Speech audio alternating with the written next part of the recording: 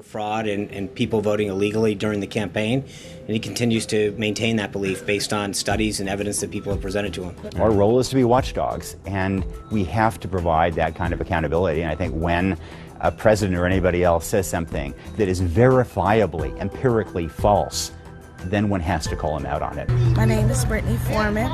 I work in the 52nd Ward, the 15th Division. And today I witnessed voter fraud. It's tough to call the President of the United States a liar because you want to respect the office. But I think it does a disservice to the American people and even to the President and even to, journalists not to call it what it is, and it is a lie. Election judges confirmed there were issues with 2 of the 8 automated voting machines in the Clinton Township building. Most of the issues stemmed from people trying to vote straight party ticket. However, a number of voters told me that specifically they wanted to vote for the Republican Donald Trump, only to see their vote switched before their eyes to the Democrat Hillary Clinton. Because he's trying to legitimize his election? Is it because down the road Democrats are fearful that this might lead to voter suppression efforts by the Republican administration, keeping people from being able to vote in the future by requiring certain identity documents that a lot of people just don't have? Like, according to Joe DeFelice, the chairman of the Philadelphia Republican Party, you guys are saying that may be happening. Is that correct? Oh, it's happening. Everything they said we were going to do, they're actually doing. They're intimidating, they're suppressing, they're disenfranchising. It's getting ridiculous. Give me some. People in both parties and independents as well should want fair elections. They want every vote counted. What's wrong? What's the downside of having one of these investigations? Anything?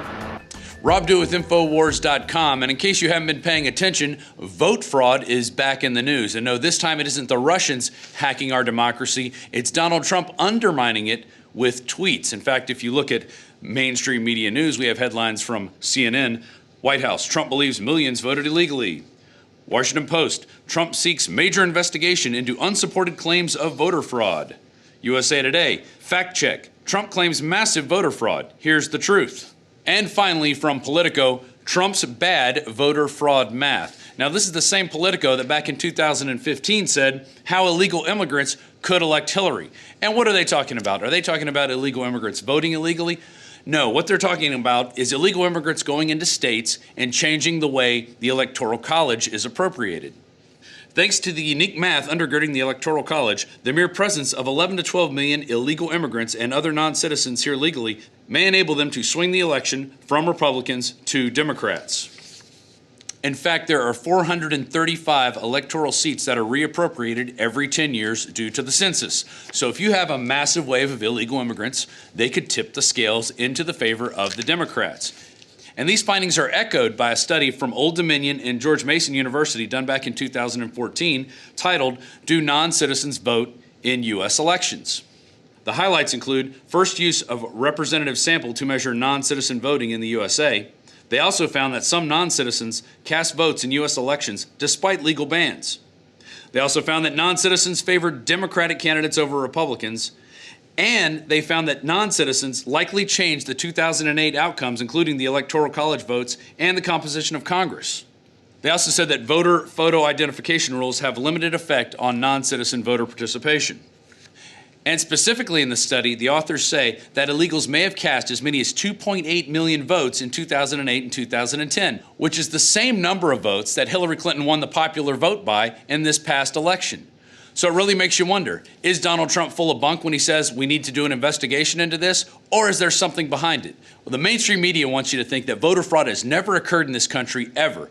But now I'm going to go into some instances that happened just in this past election.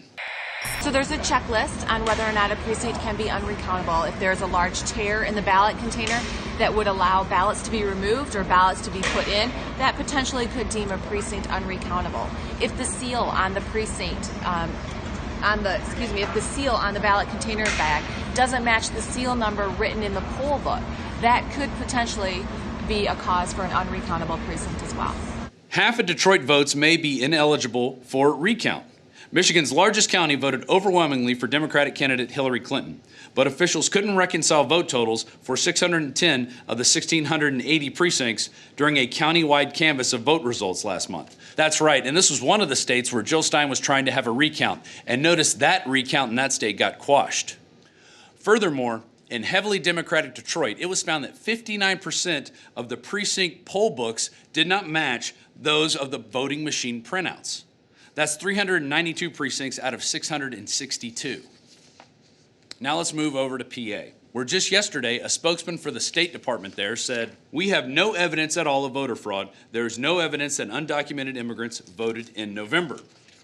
But earlier this month, the Secretary of State said, "We had up to 700 voters that may have cast 2 ballots in different counties in this election."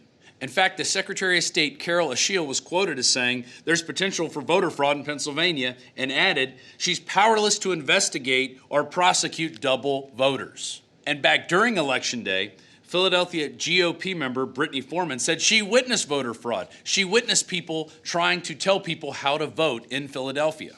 And in early November, state police raided the offices of Delco to seek evidence of voter registration fraud, and that's in Delaware County, Pennsylvania. Again, another swing state where the vote counts were stopped.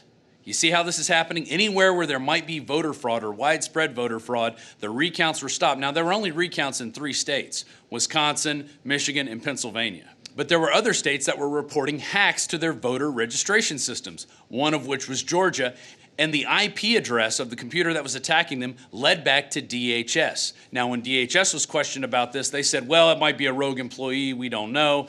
And then when the head of elections of Georgia canvassed other states, they found at least 5 other states were getting pings from the Department of Homeland Security.